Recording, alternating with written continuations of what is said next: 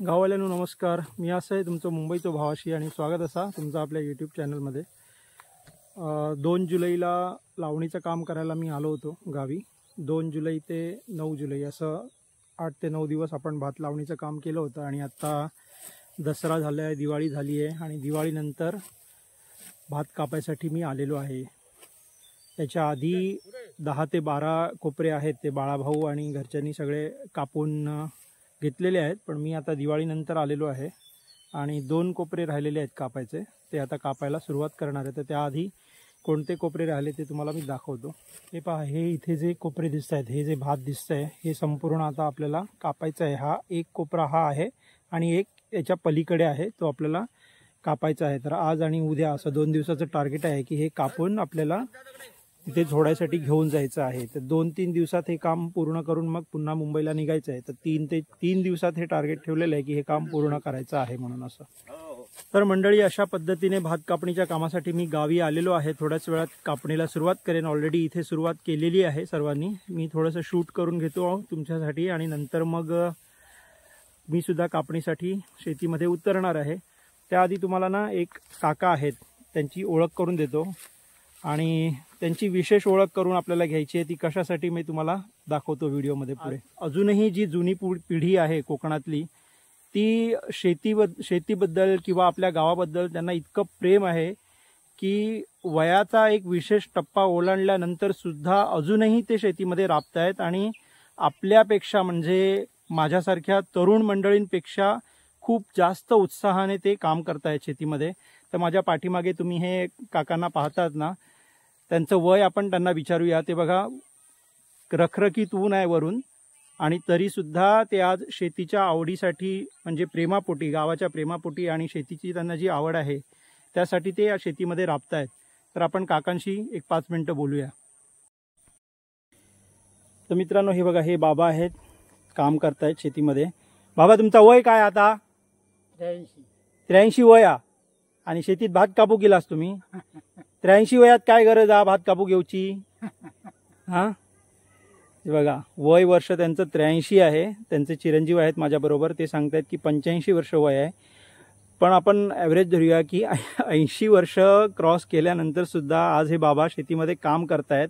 आणि हे फक्त आणि फक्त गावची आवड किंवा गावचं प्रेम, भात शेतीची आवड, भात शेतीवरचं प्रेम, या प्रेमाखातर ते करतायत. आज वयाची 83 त्यांनी ओलांडली आहे, तरीसुद्धा आज रखरखत्या उन्हामध्ये ते इथे काम करतात. आणि त्यांच्या चेहऱ्यावर असं कुठेच तुम्हाला मरगळ नाही दिसणारा. ॲक्च्युली त्यांच्या चेहऱ्यावर इतका उत्साह आहे, इतक्या आनंदाने ते काम करतात की त्यांना पाहून आपल्याला हुरूप येतोय इथे काम करायचा भात शेतीमध्ये.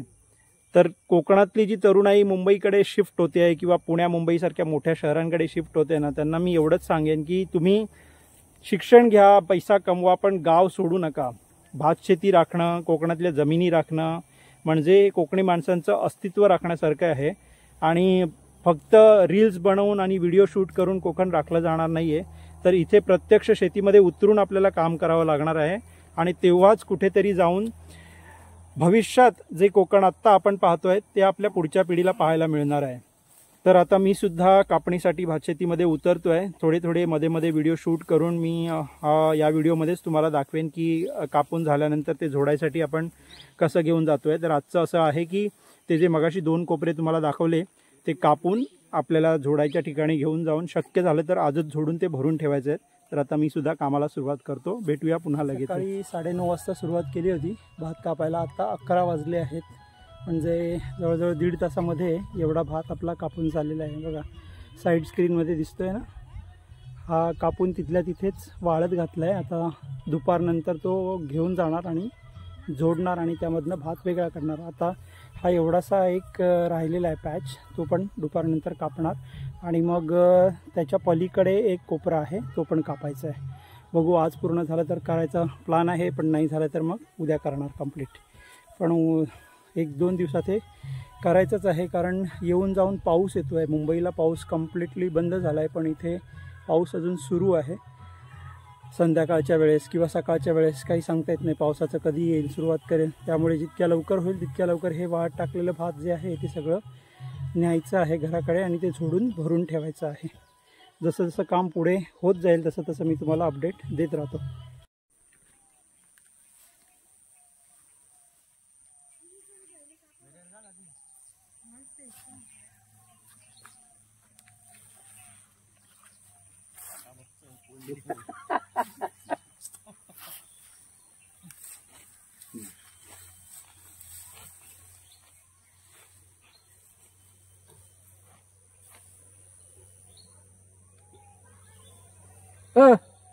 ते आजोबा अजून काम करतायत.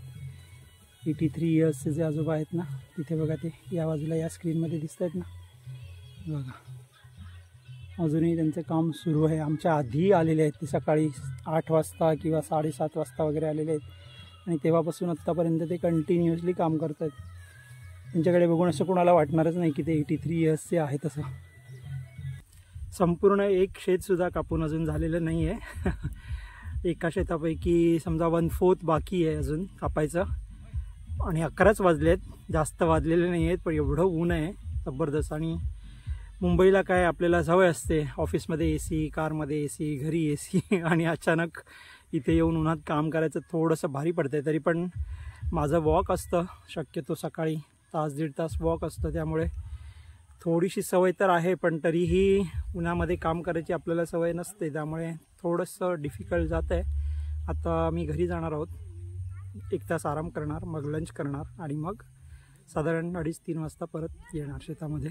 तेव्हा पुन्हा भेटू आपण. तोपर्यंत नमस्कार मंडळी. मगाशी 11-11:30 वाजता आम्ही थोडासा विराम घेतला होता आणि त्यानंतर घरी आलो होतो. घरी आल्यानंतर पुन्हा थोड्या वेळाने आम्ही शेतामध्ये आलो आणि ते भात जे कापलेलं होतं आपण, ते भात त्याचे पेंडे करून म्हणजे त्याचे बंडल्स बांधून इथे आणून ठेवलेले आहेत. ते आता थोड्या वेळाने जोडणार आहे, कारण अजून भाताची जी कापणी केलेली आहे ते अजून थोडंसं तिथे शेतामध्ये ठेवलेलं आहे. ते संपूर्ण भात इथे घेऊन येणार आणि ते घेऊन आल्यानंतर इथे ते ठेवणार आणि मग ते जोडून त्याच्यातनं तांदळाचे गोटे वेगळे करून घेणार. तर आता ते भात कुठे ठेवला आहे ते मी तुम्हाला दाखवतो.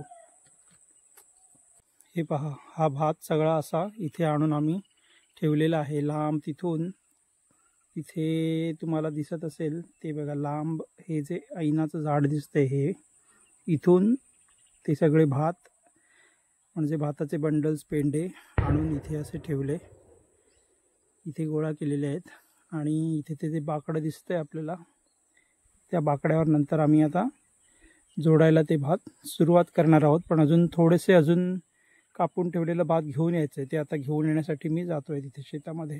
ते इकडे सगळं घेऊन आलो की मग आजच ते जोडून भरून ठेवणार. हे पहा, हे असे रचून ठेवलेले आहेत भाताचे पेंडे.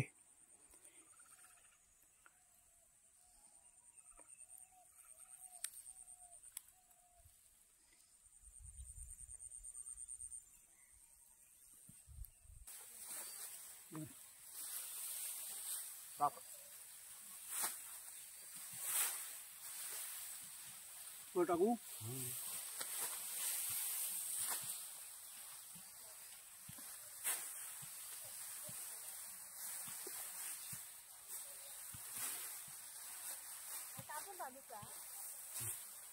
सगळा सगळा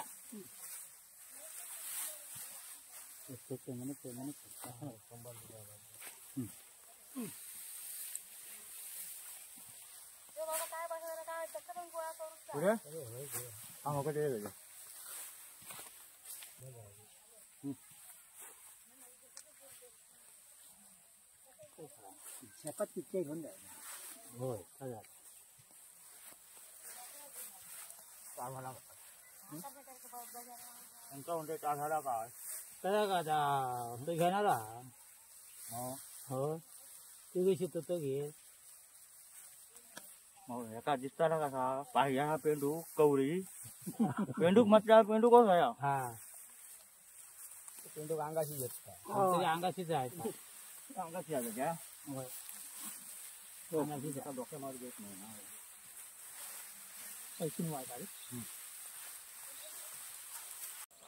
मंडळी, सकाळी 9:30 वाजता सुरुवात केली होती आपण भात कापणीच्या कामाला. त्यानंतर ते भात बरंचसं कापून झालं, ते तिथल्या तिथे वाळत घातलं.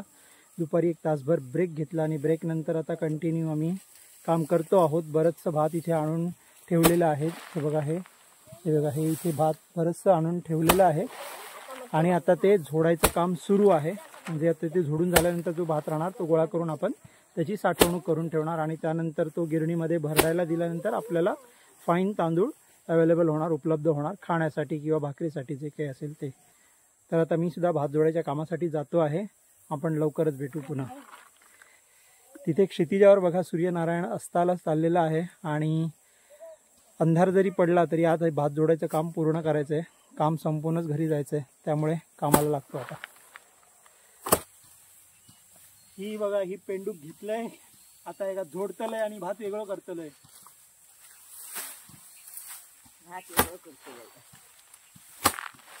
झाडून टाकतो तो झाडता तो झाड भाकऱ्या हा फिरवून फिरवून ना.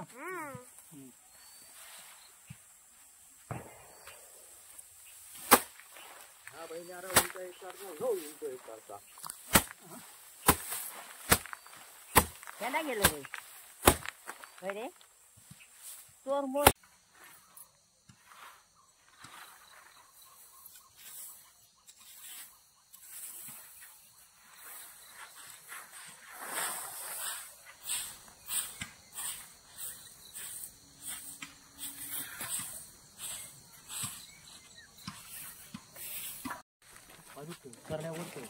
मंडळी सकाळी 9:30 वाजता भात कापणीच्या कामाला सुरुवात केली होती. बरंचसं भात कापून झालेलं आहे, झोडून झालेलं आहे आणि आता इथे भात गोळा करायचं काम सुरू आहे. पाठीमागे जे बघतो आहोत आपण ते भात आता मी गोळा करणार, पिशवीमध्ये भरणार आणि मग घरी घेऊन जाणार. कारण अंधार पडायला लागला आहे. अजून इथे थोडासा भात जोडायचा आहे, तो आता उद्या जोडू. कारण आता जर जोडायला घेतला तर तो भरून होणार नाही, म्हणून मग आता तो आम्ही जो जोडलेला भात आहे तो भरणार आणि मग घरी निघणार. तिकडे जाऊ नको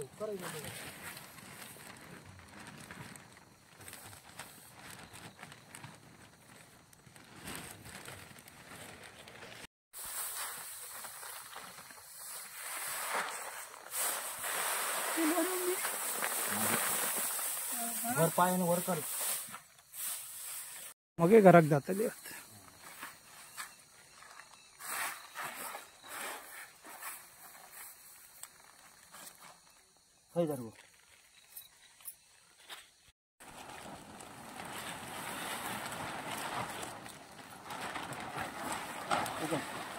तू वर ये, वर उकल भात जास्त आला, वर उकल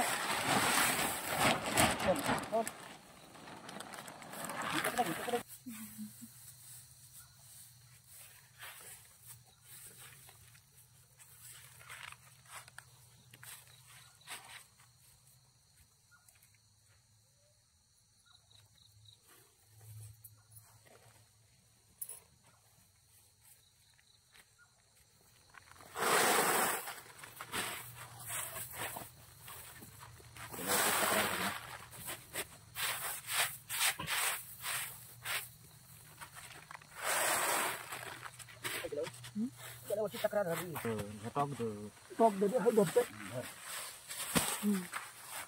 हे बाजून भिंतीकडे नसतो, पैसे आहेत ते बाजून भिंतीकडे.